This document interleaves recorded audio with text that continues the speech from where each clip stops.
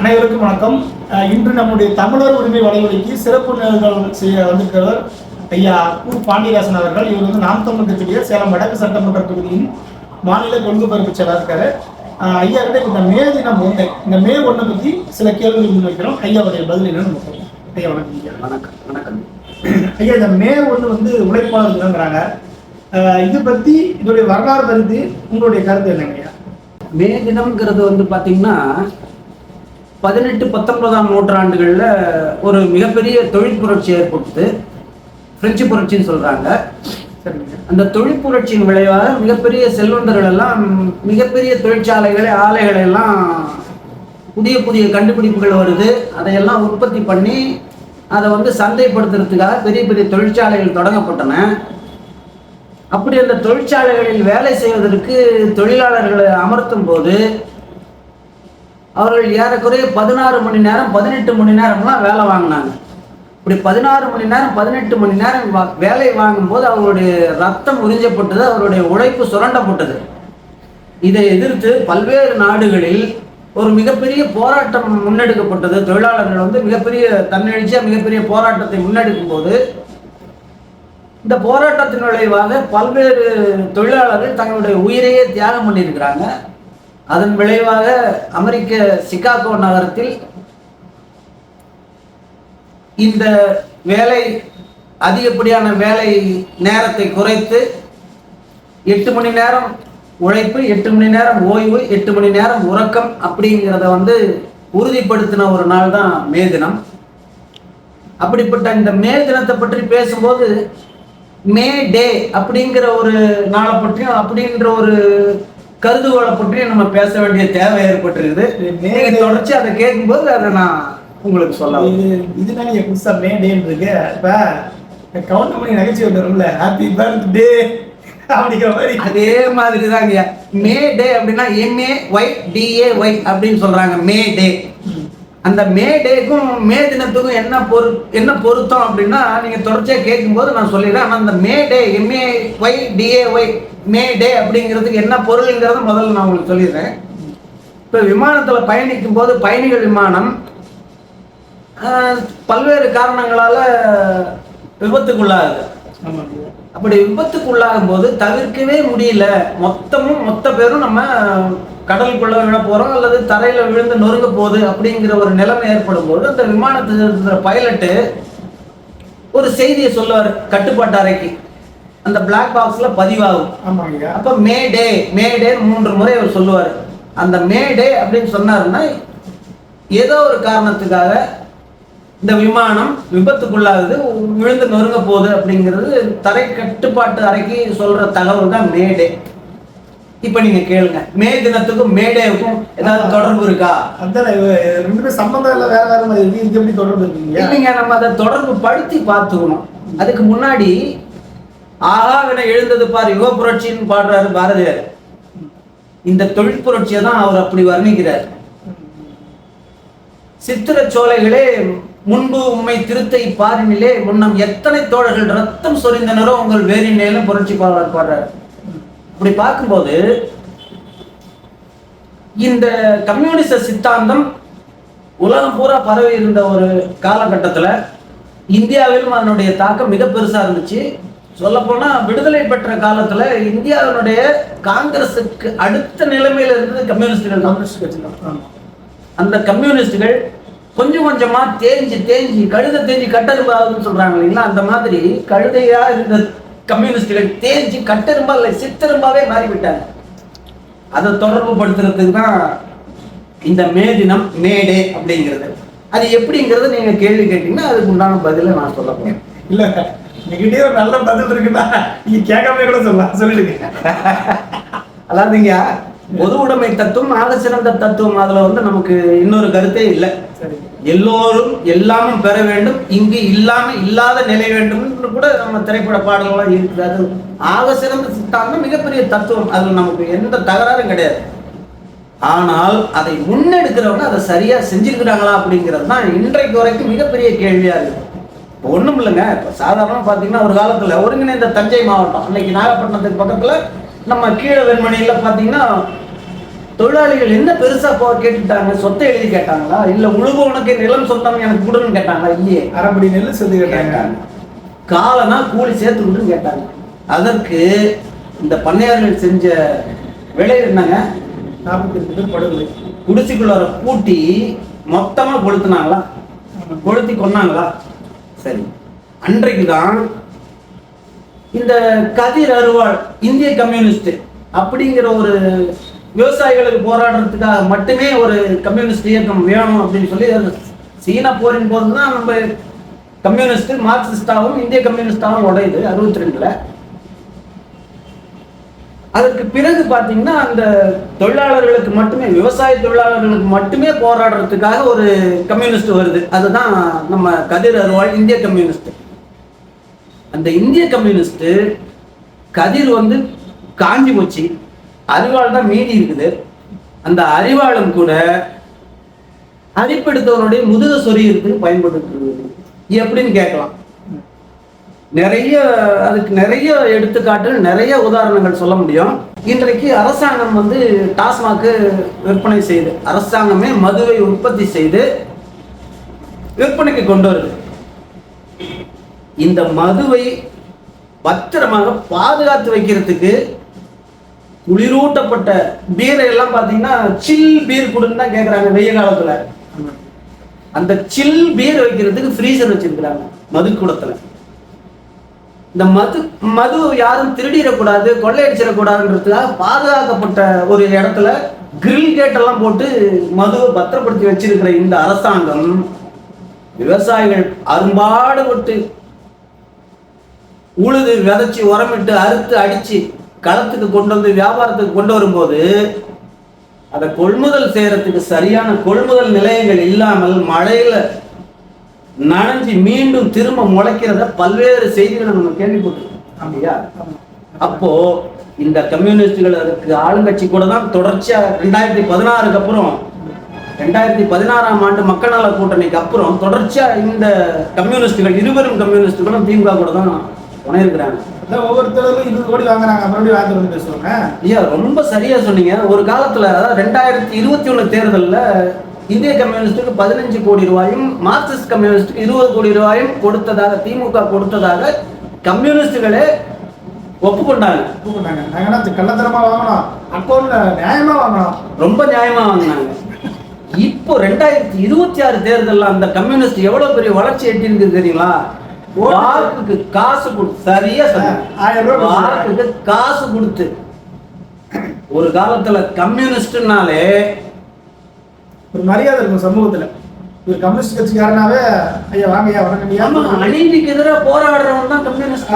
அவன் பொறுப்புல இருந்தாலும் பதவியில் இருந்தாலும் கம்யூனிஸ்ட்காரனாவே ஒரு புரட்சிக்காரன் ஒரு மரியாதை இருந்துச்சு. ஐயா எத்தனையோ ஆணவ படுகொலைகள் நடந்திருக்குதுங்க இன்றைக்கு தமிழ்நாட்டுல. பல்வேறு ஆணவ படுகொலைகள் நடந்திருக்குது. எங்கேயாவது இந்த 2 கம்யூனிஸ்டுகளை யாராவது ஒருத்தர் வாய் திறந்து பேசிருப்பாங்களா? இல்லை.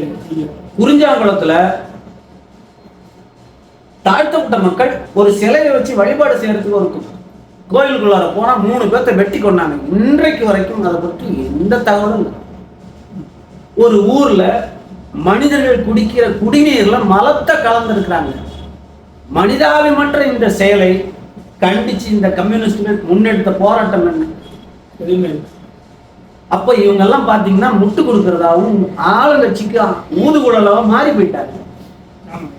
அப்போ கம்யூனிஸ்ட் சித்தாந்தம் மே தினம் மே டேவா மாறிடுச்சு அப்படின்னு நான் சொல்றதுல ஒன்றும் தப்பு இல்லை. அதுதான் இது மாதிரி இந்த இந்த கம்யூனிஸ்டுகள் பாத்தீங்கன்னா இது 1-2 இல்லைங்க, தொடர்ச்சியா மலைகள் வெட்டி கொண்டு போகப்படுது, மற்ற மாநிலங்களுக்கு கொண்டு போகப்படுது, மணல் கடத்தப்படுது, ஆட்டு மணல் அள்ளி விற்கிறாங்க. எந்த கம்யூனிஸ்டும் கேட்டதே கிடையாது. கேட்டிருக்காங்களா? இந்த கம்யூனிஸ்ட் அது எங்கேயாவது ஒரு போராட்டம் முன்னெடுத்துருக்காங்களா? இல்லை, கேட்டதே கிடையாது, கேட்க மாட்டாங்க. ஏன்னு கேட்டீங்கன்னா அவங்க தான் 20 கோடி ரூபா வாங்கிட்டாங்க. எப்படி கேட்பாங்க? ஒரு காலத்தில் மக்களுக்காக நின்ன இந்த கம்யூனிஸ்டுகள் இன்றைக்கு மந்திரிகளுக்காகவும் அமைச்சர்களுக்காகவும் எம்எல்ஏ பதவிகளுக்காகவும் விலை போயிட்டாங்க, சோரம் போயிட்டாங்க. நான் சொல்றதுல ஒன்றும் தப்பு இல்லை. அப்போ இந்த கம்யூனிஸ்டுகளுக்கு மே தினத்தை கொண்டாடுவதற்கு கொஞ்சம் கூட தகுதி இல்லைன்னு நான் சொல்றதுல ஏதாவது தப்பு இருக்கா? இருந்தா சொல்லுங்க, நான் திருத்திக்கிறேன். ஒண்ணும் இல்லைங்க.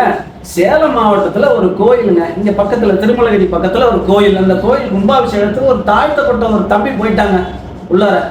அவனுக்கு நேர்ந்த கொடுமை என்னங்க? அவனுக்கு நேர்ந்த கொடுமை என்ன? இத்தனைக்கும் ஆளுங்கட்சியை சேர்ந்தவர் தான் அவரு. அவர் அடிக்கிறாரு, அந்த பையனை கூப்பிட்டு அடிக்கிறாரு, அவங்க இழிவான வார்த்தைகளை தாயை திட்டுறாரு. அவருடைய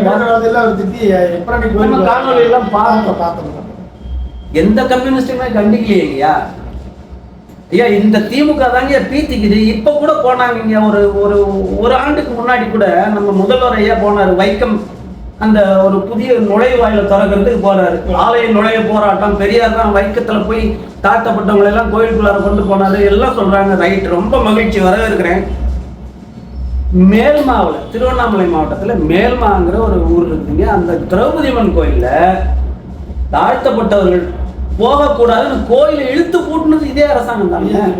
நம்ம சமூக நீதி அப்படித்தானுங்க. அப்ப இவங்க கிட்ட இந்த கம்யூனிஸ்டுகள் வந்து நமக்காக நிற்பாங்க, நமக்காக பேசுவாங்கன்றதெல்லாம் நம்ம பொய்யா பழங்கதையா போயிடுச்சு இல்லைங்களா?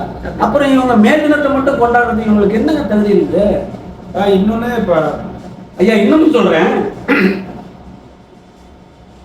8 மணி நேரம் உழைப்பு, 8 மணி நேரம் ஓய்வு, 8 மணி நேரம் உறக்கம், இதுதானே மேதினம் நம்ம தொழிலாளர்கள் போராடி பல உயிர்களை கொடுத்து நம்ம பெற்ற உரிமை. ஆனா 2 ஆண்டுகளுக்கு முன்னாடி ஒரு சின்ன சர்ச்சை வந்தது, நீங்க கவனிச்சிருப்பீங்களா என்னன்னு தெரியல. எல்லா தொழிலாளர்களுக்கும், அரசு ஊழியர் உட்பட எல்லாருக்கும் 12 மணி நேரம் வேலை திட்டம்னு தமிழக அரசாங்கம் கொண்டு வந்து, தமிழக அரசு கொண்டு வந்து சாமானையா கம்யூனிஸ்ட் எடுத்த கிடுகிடு போராட்டம் என்னங்க? அதை 20 கோடி வாங்கிட்டாங்க. அப்புறம் பேசுறது ஐயா, தொழிற்சங்கம் தாங்க கம்யூனிஸ்டுகளுடைய அடிப்படை. அதுதான் தொழிற்சங்கம் தானே. அவங்க இந்த சாம்சங் நிறுவனத்தில் அவங்களுடைய நிலைப்பாடு என்னங்க? ஒண்ணுமே இல்லை. இப்ப நீங்க என்னத்துக்கு தொழிலாளர்களுக்கு பாடுபடுறன்னு சொல்றீங்க?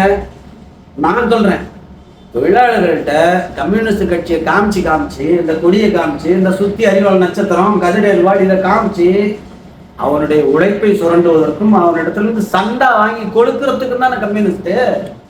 அவன் உரிமைக்காக நீங்க நின்று இருக்கீங்களா சொல்லுங்க? கடந்த 10 ஆண்டுகள் இனிமேலும் நிக்க மாட்டாங்க. கம்யூனிஸ்ட் முடிஞ்சு போச்சுங்க.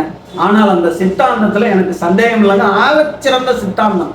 அது நல்ல ஒரு கொள்கை, எல்லோரும் எல்லாமும் பெற வேண்டும், ரொம்ப மகிழ்ச்சி. அந்த நிலையை கொண்டு வரணும். அந்த நிலையை கொண்டு வருவதற்கு தான் நம்ம பாடுபடுறோம். இன்னும் பாத்தீங்கன்னா இந்த கம்யூனிஸ்டுகளுக்கு கொள்கை அடிப்படையில இவங்க இருக்கிறாங்க, இவங்க கொள்கை அடிப்படையில ஒரு நிலைப்பாடு எடுக்கிறாங்கன்ற ஒரு, நீங்க நான் நம்பல, நீங்க நம்பினால் ஒரு வேலை. இவங்களுக்கு கொஞ்சமாவது சூடு சொரணை இருந்தா ஒண்ணும் இல்லைங்கயா. மதுரையில லீலாவதின்னு ஒரு பெண்மணிங்கயா, கவுன்சிலர், அந்த அம்மா கம்யூனிஸ்ட், மார்க்சிஸ்ட் கம்யூனிஸ்டினுடைய பெண்ணு. அவங்க என்ன பெரிய தப்பு பண்ணிட்டாங்க? திமுக காரன் லாரியில எல்லாம் தண்ணி கொண்டு வருவாங்க பார்த்தீங்களா கார்பரேஷன்ல, அந்த தண்ணியை குடிக்கிறதுக்கு பொதுமக்கள்கிட்ட ஒரு குடத்துக்கு 8 அணா 50 பைசா 1 ரூபான்னு விலைக்கு வித்தாங்க. அது தட்டி கேட்டது ஒரு குற்றம். அதுதாங்க குற்றமே. அதுதான் இந்த அம்மா செஞ்ச குற்றம். இந்த கம்யூனிஸ்டுகள் யார் பின்னாடி நிக்கிறாங்க யோசிச்சு பாருங்க. இவனுக்கு தத்துவம் பெருசா, காசு பெருசாங்க? காசுதான் பெருசு. அப்போ இவங்க தொழிலாளிகள் நிக்கல. அப்ப இவங்க கம்யூனிஸ்ட் பேசுவதற்கு இந்தியாவில் இருக்கிற எந்த கம்யூனிஸ்டுக்கும் எந்த அருகதையும் இல்லைங்கிறது உறுதியாயிடுச்சா? ஒரு பெண்மணிங்க, உங்க கட்சியை சேர்ந்த ஒரு பெண்மணி, திமுக கார குண்டர்கள் அவங்க அம்மாவை வெட்டி கொள்றாங்க. கருணாநிதி ஆட்சி காலத்துல அவங்களுக்கு வந்து நீதிமன்றம் வந்து ஆயுள் தண்டனை விதிச்சது. 10 ஆண்டுகளில் அவங்க வெளியே வந்துட்டாங்க. இன்னும் 4 ஆண்டுகளை கூட அவங்க கைக்குல 10 ஆண்டுல வெளியே வந்துட்டாங்க. அந்த கட்சி கூட கூட்டணி வச்சுக்கிட்டு கொஞ்சிக்கிட்டு இருக்கிறீங்க. அவங்க கொடுக்குற காசுக்கு நல்லா வருது, அவங்க கொடுக்குற காசுக்கு கை நீட்டி வாலாட்டிக்கிட்டு இருக்கிறீங்களே.